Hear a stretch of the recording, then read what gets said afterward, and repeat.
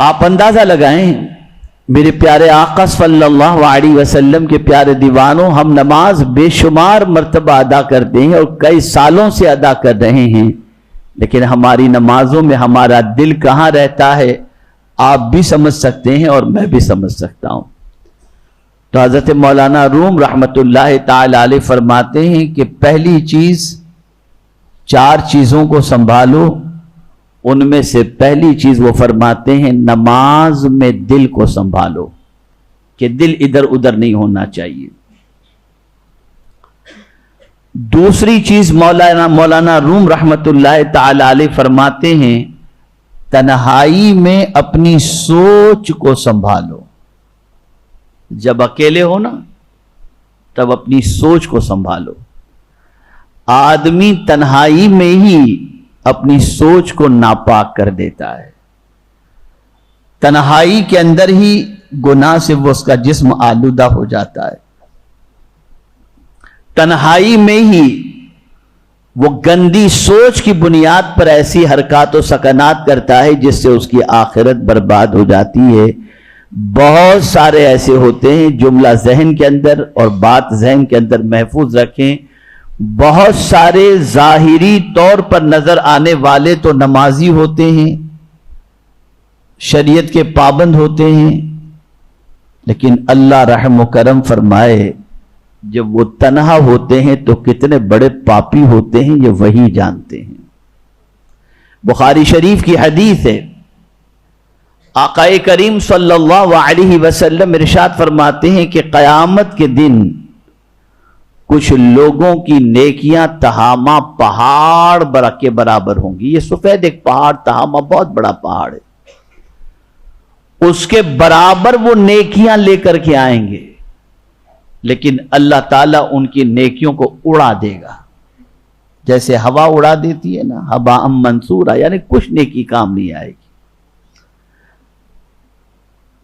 تو رسول گرامی وقار صلی اللہ علیہ وسلم سے حضرت ثوبان رضی اللہ تعالیٰ عنہ نے عرض کیا، یا رسول اللہ صلی اللہ تعالیٰ علیہ وسلم، اتنی نیکیاں اور پھر بھی وہ نیکیاں کام نہیں آئیں گی اور ان نیکیوں کو اللہ عز و جل اڑا دے گا، ضائع ہو جائیں گی وہ نیکیاں، اس کی وجہ کیا ہے؟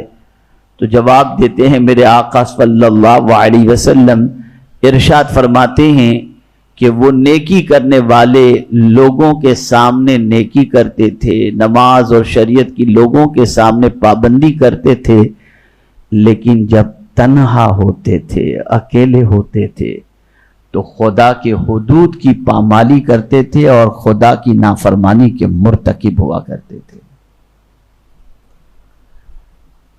بہت ساروں کے بارے میں آپ جائزہ لے سکتے ہیں اور بہت سارے لوگ خود اپنا جائزہ لے سکتے ہیں کہ وہ تنہائی کے اندر کیا کرتے ہیں، ان کی تنہائی کیسی ہوتی ہے اور وہ تنہائی میں کتنے گناہوں کے مرتکب ہوتے ہیں۔ ایک ناپاک سوچ انسان کو گناہوں کے دروازے تک پہنچا دیتی ہے اور انسان تنہائی کے اندر ہزارہا گناہ سے اپنے دامن کو آلودہ کر کے رب قدیر جل جلالہ کے عذاب کو دعوت دیتا ہوا نظر آتا ہے۔ تو تنہائی میں اکیلے جب ہوں تب سوچ پاکیزہ رکھیں، اس لیے اس عبادت کی بہت فضیلت ہے جو عبادت اکیلے میں تنہائی میں کی جائے۔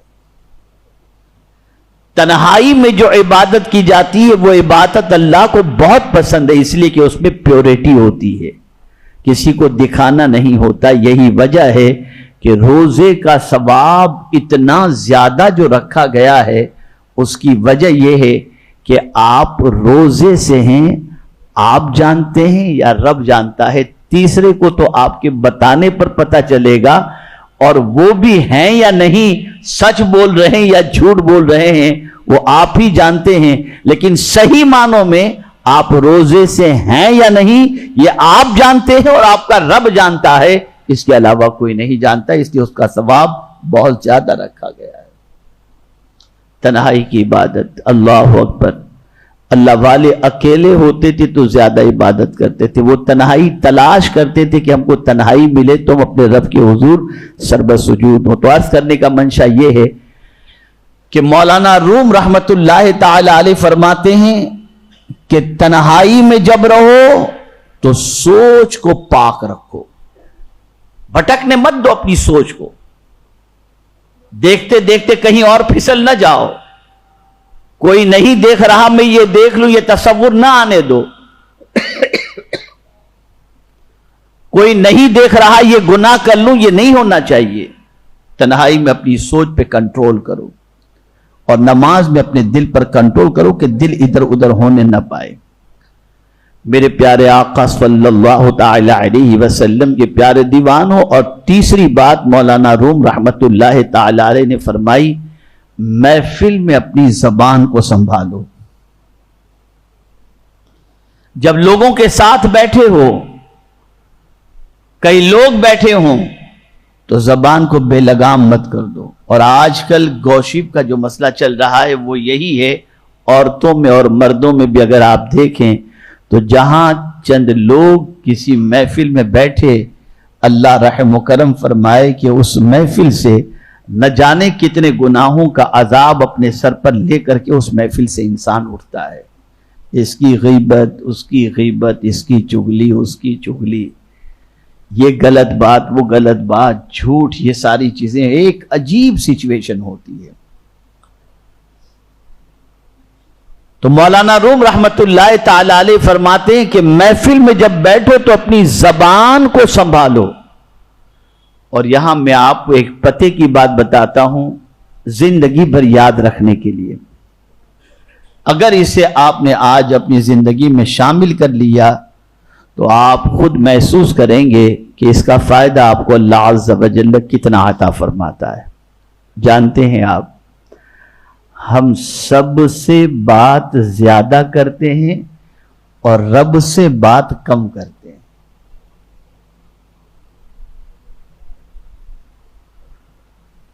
تو کسی کہنے والے نے بہت خوب کہا، مخلوق سے زیادہ نہ بولو، خالق سے زیادہ بولو۔ اگر بات کرنی ہے تو اللہ سے زیادہ بات کرو، قرآن کے ذریعے بات کرو، اس کے ذکر کے ذریعے بات کرو، دعا کے ذریعے بات کرو۔ لیکن اگر آپ پوری دنیا کے مسلمانوں کا جائزہ لیں تو رب سے جب بات کرنے کا وقت آتا ہے تو آدمی کنٹالتا ہے، ارے یار یہ دعا اتنی لمبی، ارے یار یہ سوال، تلاوت بہت دیر ہو گئی، اور مخلوق سے بات کرنے میں گھنٹوں نکل جاتے ہیں۔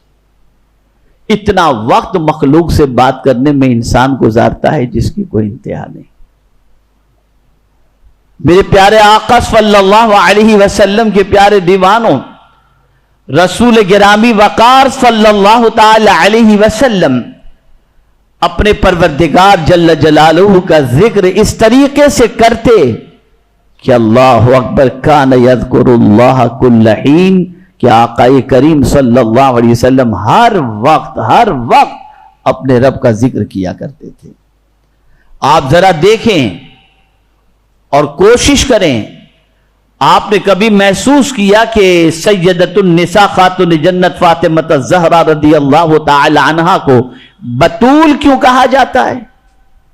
قرآن کہتا ہے وَاذْكُرِ اسْمَ رَبِّكَ وَتَبَتَّلْ إِلَيْهِ تَبْتِيلًا، اپنے رب کا ذکر کر، سب سے کٹ کر اسی کا ہو جا۔